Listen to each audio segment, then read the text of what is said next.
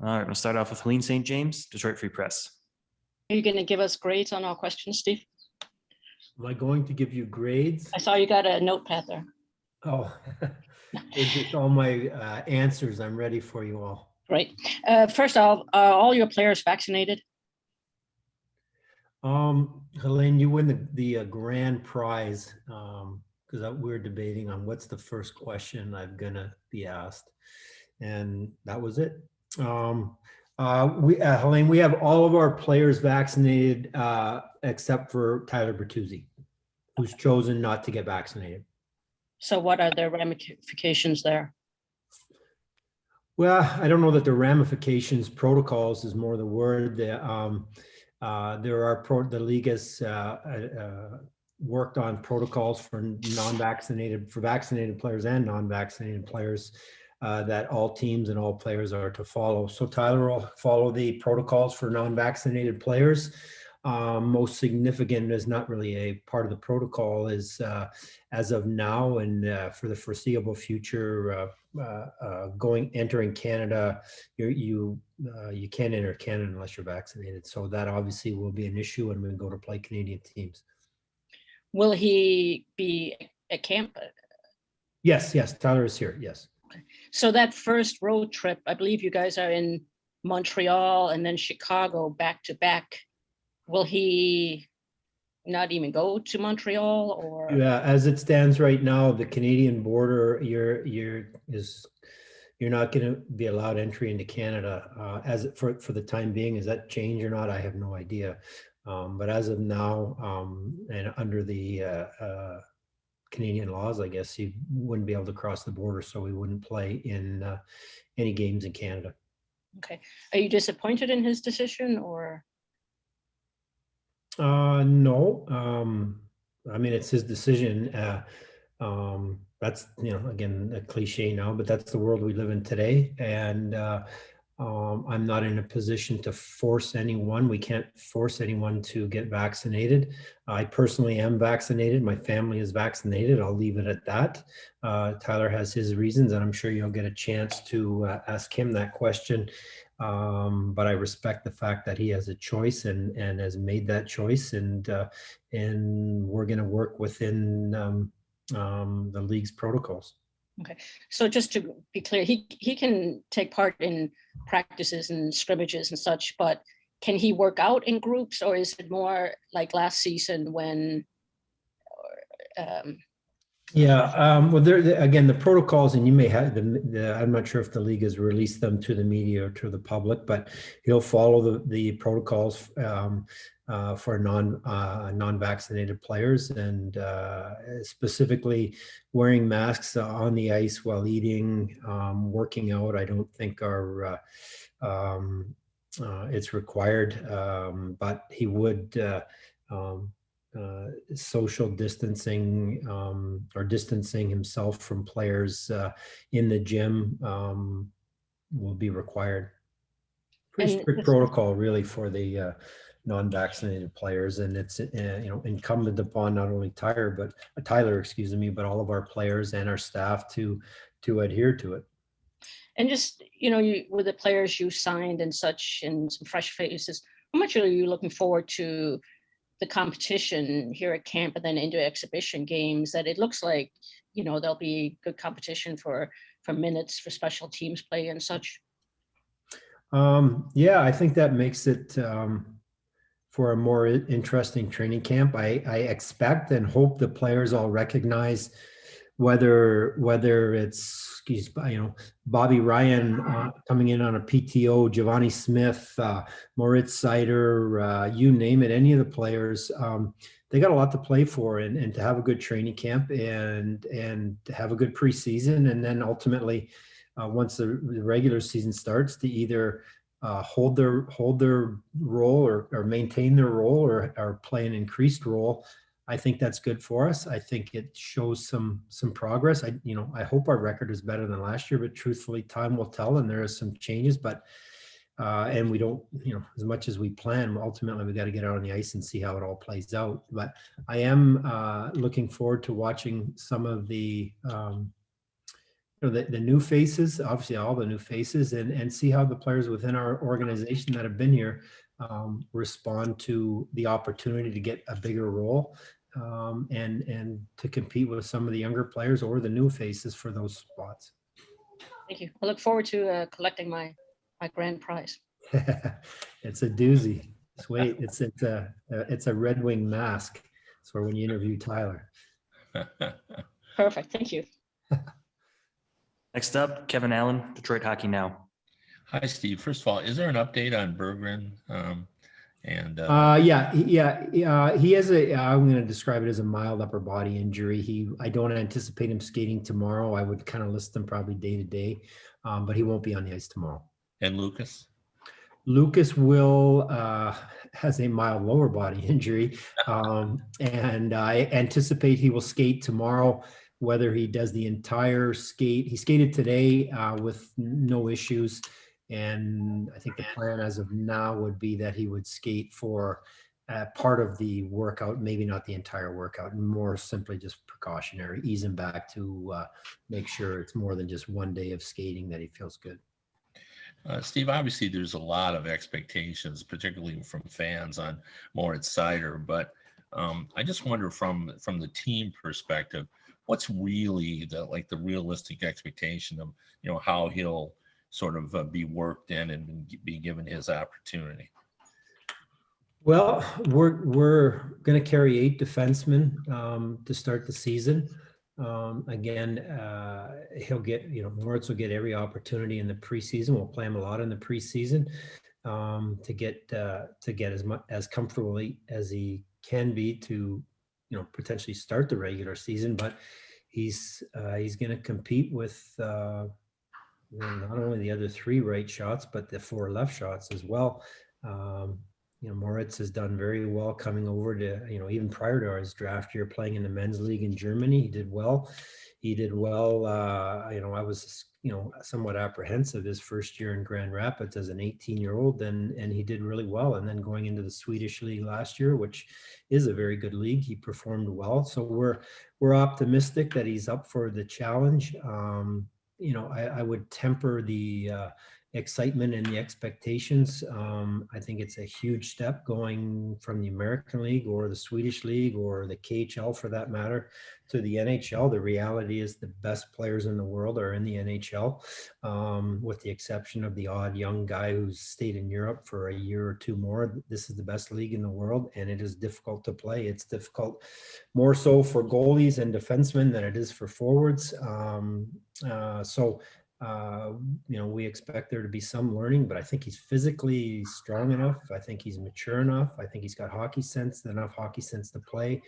Can he adapt to the speed and excel in the league? Time will tell. So I just again, he's 20 years old. I think he's 20 now. It's his first year of legitimate professional hockey as age-wise.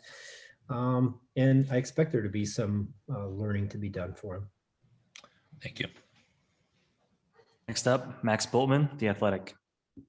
Hey, Steve, is there any update on Jared McIsaac? As of yesterday, he is feeling better. He's obviously not cleared to play at this point. We will follow the concussion protocol. Again, I'm not sure if you were here, Max, the other night, but he was taken to the hospital. All tests were negative. He was diagnosed with a concussion. But Monday, he felt pretty good. Not 100% yet, but yesterday was feeling pretty good as well. So he's progressing. I don't have a time frame for him to be out, whether it's days, weeks, or whatnot. So, but it's encouraging that he's feeling better each day. What did you make of Joe Veleno in the prospect tournament? And I guess what were you kind of looking for from him as he comes into camp in that tournament? Well, I think he physically he's very, very strong. I think his skating, he's a strong skater. He has good puck skills. I thought he was very good in the tournament. Looked really comfortable.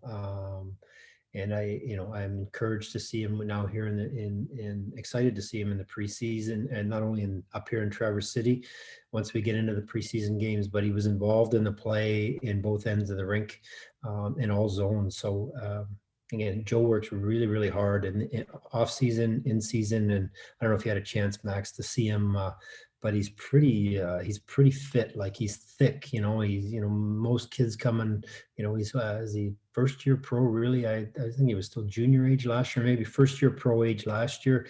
Like, he's really thick, he looks like a guy that's, physically has been in the league 7 or 8 years now, and that's going to bode well for him. And then last thing for me is Dylan Larkin cleared for contact yet?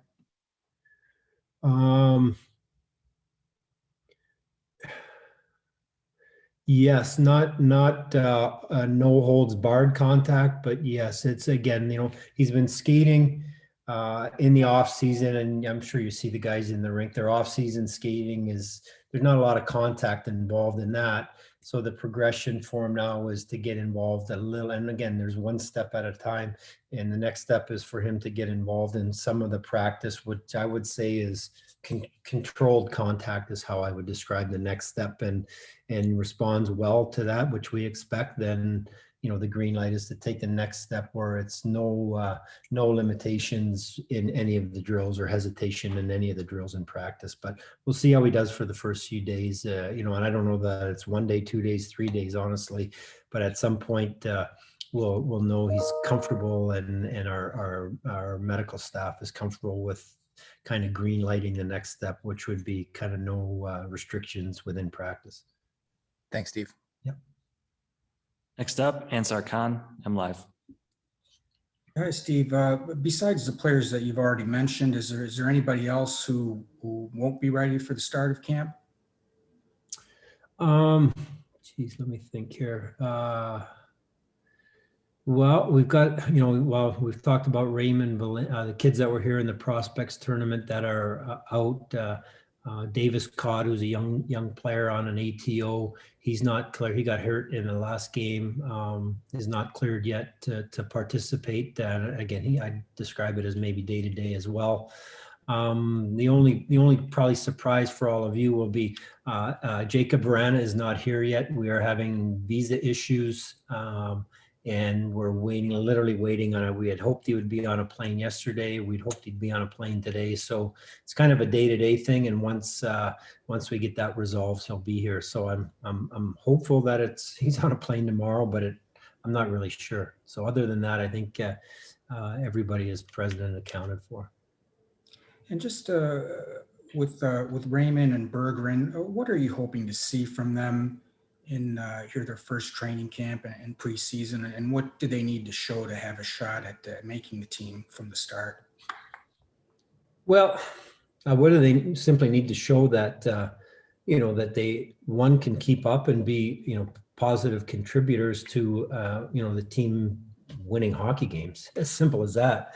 And through, I think everything's as much as we don't like, or may not like training camp or whatever, it serves a purpose, and that prepares you for the preseason games, and the preseason games prepare you for the regular season games. So both look good in limited play in the rookie tournament here. They did well. Hopefully Jonathan isn't out too long, and Lucas is able to go with zero restrictions starting tomorrow, that they can get in here and perform well and get into the drills and show that they're strong enough, fast, can play it fast. I know they can skate. We've watched them skate, but obviously they're good skaters, but can you play at an NHL level? The pace of the NHL game adjusts to the smaller ice surface, and every day that they're here benefits that. But at the end of the day, it comes down to them and all of our guys. It's, to make the 23-man roster. Well, one, they're young kids, so I have no interest in sitting them in the stands in Detroit. So they're really going to be in the top 12, and I might even go as far as to say the top 9, which is a big ask, because I want them playing meaningful minutes and contributors. So basically, answer your question is they got to make the team. Thanks, Steve. Yeah, you're welcome. Next up, Ted Colfin, Detroit News. Hey, Steve, I'm sure you're going to jump all over this one and be all totally honest, but what are your do you have a point total in your mind? I mean, what are your expectations for this season? It does seem like there is more NHL quality depth up and down the lineup. Do you just want, Ted, honestly, I'm not really sure. I'd like, I've thought about it a lot. I think we're making progress here, but I hope it does, but it may not necessarily relate into wins and losses. We're moving younger players into the lineup, and I think it was important that, at this stage, that some of these young guys are moving in. Like, I'm going to use Michael Rasmus as an example. We felt, based on the way he played towards the end of the year, that he's a positive contributor, and we're expecting him to take a bigger role this year. Does that translate into wins and losses, or more wins than the previous year? I'm not sure, but these young guys have to move in and kind of take over the role. I hope, but there's generally a bit of a process to, moving all the younger players in the lineup. Doesn't mean you're better today. I hope it does, but it not necessarily works out that way. So I don't really have an expectation for point totals. I want, Philip Zadina, Philip Hronek, Michael Rasmussen, any of these you mentioned, Lucas Raymond or Moritz Seider, if they're ready to go, I'd add them to play a bigger role. And does that translate to wins this year? I hope it does, but it also may not. But we're seeing younger players come into the team that are hopefully going to be here for the next 5, 10, 15 years. Who knows? You alluded to Bobby Ryan. What was behind that one, Steve? I mean, did you just wanted to see where he's at, and maybe there will be a spot for him? Yeah, well, I've had some discussions with, off and on throughout the course of the off season, and in particular, most recently, that, we all throughout the summer, we're considering bringing players in on PTOs.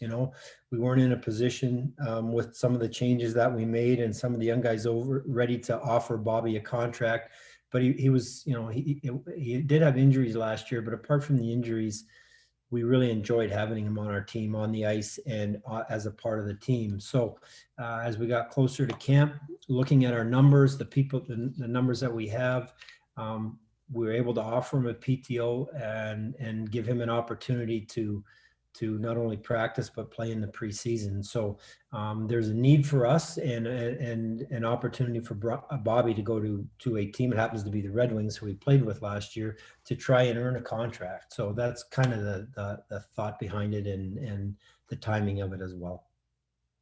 The last one. I mean, I was going to ask you if you feel things are back to normal, like maybe it was 2 years ago or something, but all this talk about vaxxed and unvaxxed. I mean, I guess it seems like you guys are getting back to normal, but you're still not quite there. Yeah, well, I'm not sure any of us will be like it's. The world's not going to be the same as it was, 18 months ago. But the sense that from the player environment, it's getting closer to what we were used to in the past, with obviously the exceptions of vaccinations, and still there are protocols in place.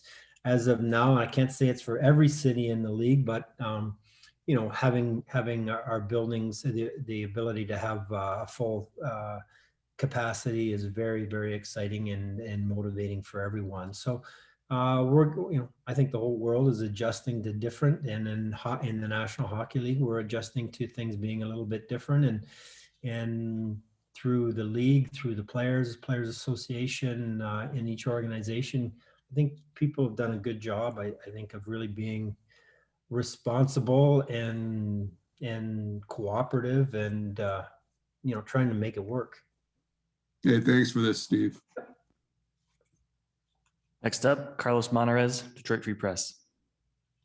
Yeah, Steve, obviously you want to see improvement everywhere. You want to see the young guys develop, but can you pinpoint one area where you want to see some focused improvement, and say you can accomplish that? Well, I honestly, I don't know that I'm hoping for improvement in every area, to be honest with you. Like, if we just look at I would like to see our goals against come down. I would like to see our goals for go up. Our penalty killing really thrived at the end of the season last year. We were excelled at the end of the season. Now we're going to have a lot of new faces on our penalty killing unit this year. Will it continue at the pace it was, say, for the final 15, maybe 20 games of the season? I'm not sure. Again, I'm looking for improvement in all areas. So statistically, we're near the bottom. Statistically in all areas of the game, apart really from our PK late.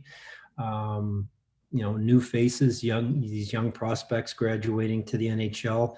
Can they impact that? I hope so. But ultimately, again, I'm hoping. I throw Dylan and Phil Horonic and Tyler still in that. These guys are not even 20. I think Tyler might be the oldest of the names I just mentioned at 20. At 26, I think we have a young nucleus, young core. We're going to have a lot of new faces on the power play, a lot of new faces on every line, a lot of new faces on our penalty killing unit. I think that's good. I'm hopeful that the statistics bear that we're better. Again, we're looking to improve in every area. Ultimately. As I keep going back to it, these younger players are getting more increased roles or taking the role of some of the veterans, and they're not all handed it. They're going to have to earn it, and we'll see how they do. So again, we need to improve in every aspect of the game. We're not there's no real strength for us. At this point, based on last year or the year before, I wouldn't say anywhere was a real area of strength where you got to keep working to get better. Is it with the roster still young and changing, is it too early to set hard targets for, 20 more goals this year, or 50 fewer goals, whatever it might be, power play, power kill percentages? Is it too early to set those hard targets, or is it a good thing to have that kind of goal in mind for the team? Yeah. A lot of, I would say teams just sit down in the off season, you say, okay, goals for, like, we're going to target player X for 10 goals. We're going to count on this player for 15. We're going to count on this player for 2 or whatever. And you add them up at the end of that conversation and say, okay, we expect to get this many goals. I've never really tried to do that. And even for our goals against, I think that it's more so just a kind of a general goal. We're going to improve in these areas. Is it by 10 goals offense, scoring 10 more, or preventing 20, 50 more? I don't really know. The objective in the off season and for every team is to try and improve your team. For us, improving our team, I look at it as, okay, are we moving, are some of our younger players ready to play? Can we count on them to play? In some cases, we are counting on them. In some cases, they're going to have to show us that they can do it. Again, for all of these numbers, it's kind of an educated guess, really. I think we're going to score more goals. I think our power play is going to be a little bit better. I expect it to be to what percentage or what number that I don't really know. Just my last question is just, obviously everybody's in rebuild mode. It's all apples to oranges in Detroit, all the different teams. But do you take any encouragement or inspiration maybe of what the Tigers have done in 1 year with AJ Hinch? Obviously, they've been rebuilding for a few years, but the right mix of players, the right message from the coach, manager. Do you take any inspiration from that? Maybe you guys could find that similar route? Yeah, and not only the local sports teams, but I really do pay attention to the sports world, team sports, and what they're doing, whether it be a championship level team or a team like the Detroit Red Wings who are rebuilding. I take note of the way they do things. I try to pay attention. I try to, I obviously understand it a little bit more in the NHL, but follow what other teams in other sports are doing, because I think I can learn a lot from it. So yes, I've paid attention to what the Tigers have done and are doing. I do get the opportunity on occasion to converse with Al Avila and some of their staff on the way the Detroit Tigers, obviously being owned by the Ilitch family, we get an opportunity to talk, to exchange ideas for that matter. So yes, I think what the Tigers are doing, I find very, very exciting, and for me, very interesting to follow along, and the moves they make, why they make their moves, and how they bring their young players along. I can, is definitely learn from it a lot. Has there been, I'm sorry, just to follow up, has there been one team in the whole world of sports that you've taken inspiration from, aside from outside of Detroit? Gosh, there's a lot. As I think it through, partly because I'm a big fan of the sport and of the team, Liverpool Soccer Club, what they've done over the course of the last 10 or 15 years, and how they've, built a kind of a culture, a style of play. One that really comes to mind for me, gosh, within the NHL, I follow, like, I'm watching every team is what they do, not, I kind of pay attention to, I talk a lot to other general managers and pick their brain on where they're going, what they're doing, why they make the moves they make. And I learn a lot from that. It's probably, I don't know, a sin to say, but with Bill Belichick and what he's done in the NFL with the Patriots, how he's made the run that franchise has been very, very interesting for me. Having said that, the football system is significantly different than hockey, and for the most part, all the leagues are different. So it's hard to do things exactly the way the Patriots would do it, or Liverpool Football Club would do it, or even the Tigers would do it for that matter. But it's just more so philosophies and ideas and kind of how they run their programs in general. Thank you, Steve. Next up, Art Regner, DetroitRedWings.com. Hi, Steve. Art, how are you? I'm doing well, thank you. Liverpool, you never walk alone. Great. My favorite team too. I can't believe it, but that's neither here nor there. I want to ask you the first question.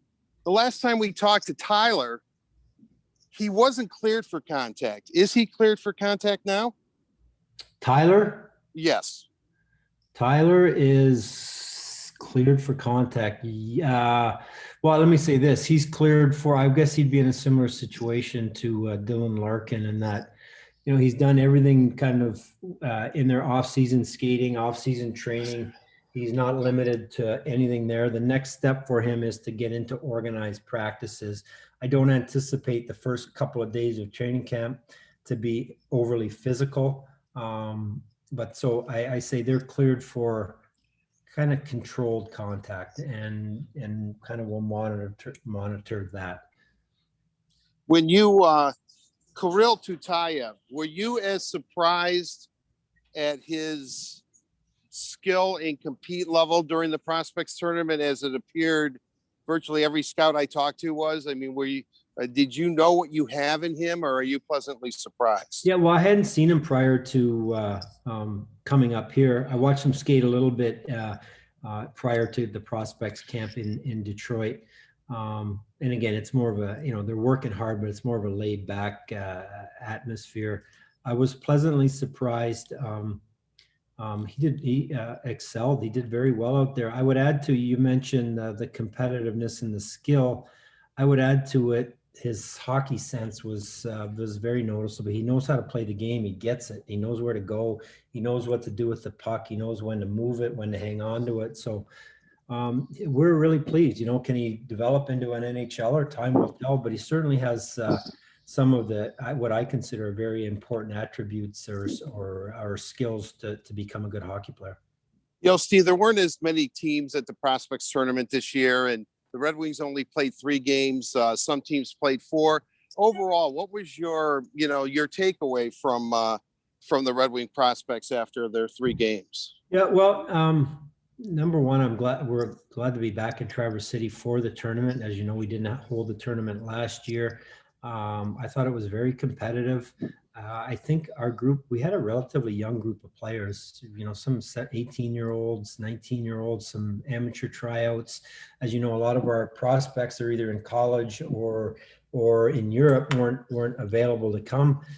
And having a young group, I was really pleased with how competitive they all were. I enjoyed, getting a chance to see Lucas Raymond, Berggren's come over. You mentioned Tutayev, but some of these kids that were on ATOs did really well in the tournament. So I was happy to see it. You mentioned we only played 3 games. We had 5 teams in the tournament this year, and we kind of had to work around to make it.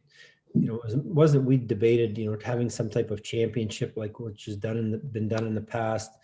Ultimately, what was important to some teams was, getting in enough games. I think St. Louis only play 3 as well, I think. Yep.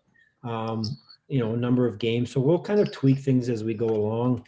See if there's other teams that potentially we were, 2 years ago, we were up to 8. I think we're down to 5 this year. We really can't control what other organizations want to do, but we would like to potentially add to it and maybe get to 6. If we could get back to 8, that would be great, and get more into a tournament format. But all in all, we were pleased with how it went. The other teams that were here and meeting and discussing with them were all very happy with it.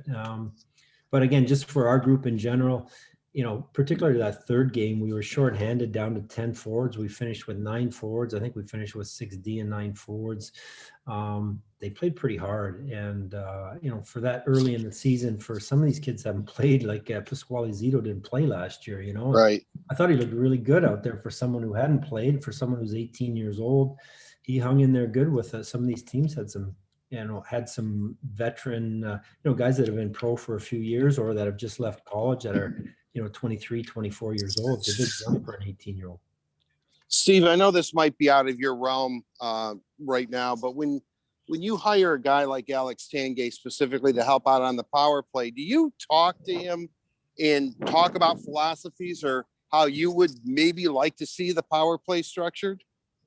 Yeah, we, in the hiring process or the interview process, you have those discussions. Not only me, but Jeff Blashill as well. And then, Alex and I talked last week, just kind of discussed our thoughts on, he really initiated it, but he just wanted to sit down and hear what my thoughts were on the power play and, pick my brain a little bit on our players where he thinks where I think they kind of could fit on power play units or where they could be used. So just have discussion. Ultimately, the coaches are hired to coach the team, and whoever's in charge of the penalty kill or the power play has the responsibility of running it. And I don't get too involved with it. I do share my opinions usually when things aren't going well, and leave it alone when it's going well, for better or for worse. This is my final question, I promise. The old Red Wing philosophy of, overwrite prospects, is that more a philosophy that you can apply when your team is good and competing for Stanley Cups, meaning that if somebody is really shining at this stage, regardless of where they're at in their career, young career, that you could pull the trigger quicker than maybe in years past, if that makes sense? Yeah, well, I think generally with Stanley Cup contending teams, depth is also extremely important for them. So if they have the ability, every team is gonna put the best team they can on the ice. The coaches are, believe it or not, they're trying to win games, and so they're gonna put the best team they can on the ice. The Stanley Cup contenders, they need depth. We all need depth just to get through a season, but they need depth. And one way to have that is to for your guys that don't need waivers, that maybe there isn't a significant difference between the player who's playing on the 3rd line or the 4th line. You put that young player in the minors and you leave him there and let him play a ton. And when you get an injury or whatnot, you can bring that player up. So I think you look at it differently when you're an elite team versus a rebuilding team. And our younger players, again, I'm not purposely leaving them in the minors to marinate or whatnot. When they're ready to play in the NHL, when they're better than the players that we have on our team, I'm more than happy to put them in there. But they, I want them to play well. I want them to play meaningful minutes. I don't want them playing 7 or 8 minutes or in a goaltender's case, playing once every 5th or 6th game. I just believe they're better off in the long run to play significant minutes. And when they're ready to do that, I'm not going to wait an extra year in our position to do that. We will put them in, and depth is important. And we can, improve our depth or make sure we have depth in the off season. Great. Thank you, Steve. Appreciate it. Next up, George Malik, the Malik Report. Hi, Steve. I was wondering if you could speak about your expectations for Thomas Greiss and Alex Nedeljkovic this season, whether they're going to split games, perhaps if some guy takes the bull by the horns, if you think you might go with a number 1 and a number 1A, because obviously there's going to be a compressed schedule this season. Yeah, really more of a decision for the coach as to how he wants to use them. Ultimately, both goaltenders' performance will really dictate it. But I think it's safe to say that at least initially that we would probably envision them playing a reasonably equal number of games. That is definitely subject to change if either Thomas or Alex really shows that they're significantly playing at a higher level than the other goaltender. We'll kind of let it play itself out. Last season I thought Thomas performed very well for us. Like, his statistics took a beating early in the season last year. He comes out of the gate playing really, really well. Didn't necessarily have the wins and losses, and then Bernie gets hurt, and he had to play a bunch in a row against, unfortunately for him, Tampa and Florida, who were rolling, so it was hard. But by the end of the season, he played extremely well, and I was really pleased. But initially, I sit here today, and I would anticipate them playing roughly a similar number of games. And then what'll be this deciding factor if one of the two guys shows that they're significantly outperforming the other. I think it's reasonable to think the coach might, play, a guy who's outperforming the other a little bit more or a lot more, depending on how much he's outperforming. But, both will play a lot. And as you mentioned, the compressed schedule, having a lot of games, I think November, without having the schedule in front of me, November, early December, where is a crazy stretch of 4 games a week for a few weeks. So you'll need both guys going. As somebody who watches a lot of the prospects in the prospect tournament, I was wondering if you could talk about the concept that the younger players, when they get to training camp, some of them are able to swim with the big fishes, as it were, and some of them seem to kind of drop off a cliff. And I was wondering if performance-wise, and I was wondering if people like Horkoff, Cleary, Cronwall, and Fisher play a role in mentoring those guys along. Well, they definitely play a role in mentoring them. They're more so. Fish is not as involved he's not involved in the player development, really access to our working with our players individually, although he's certainly there watching, whether it's here in Traverse City in camp, the regular season in Detroit and Grand Rapids. He's there watching, but he's more in player personnel, college free agents, watching, scouting for the future, trying to add to our organization. You would look at Nick Cronwall, Sean Horkoff, Dan Cleary, along with the coaching staffs, both in GR and Detroit. But those guys, their responsibility is to really work with the players individually, the prospects all over the world and in Grand Rapids. So they're the ones who more have a hands-on approach to it that can help them on ice, off ice in their development. But yeah, you mentioned really specifically, like these kids, some of them can thrive and some of them just aren't ready for it. And to me, it's the ability to not only just to keep up with the pace of play physically, it's mentally being able to think quick enough, and some get it sooner than others. And some, it just takes a longer adjustment period.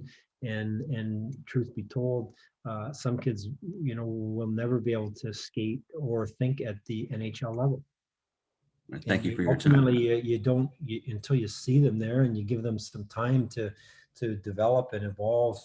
You don't really know, and it's not 1 week, or it's not 1 game, it's not 1 month. You just need to see improvement. And I consider the kids prospects and legit prospects. as long as they continue to improve. And, they kind of go at a different rate. Some kids are ready to go right off the bat, and others, it takes them 2, 3, 4 years. All right, thank you. Our last question, Daniela Bruce, Red Wings TV. Hey, Steve, just a quick one from me about the fact that you will be, well, I should say Franz Nielsen and Luke Glendening won't be returning to the lineup, and they both wore A's. Do you know who's going to be filling the roles of alternate captains this season? Jeff and I have had some discussions with it. Between now and the start of the regular season, he will make his final decisions on who will wear the A's for us. All right. And just to follow up on that, what were the attributes that you kind of went through with Jeff on finding the right fits for that spot? Well,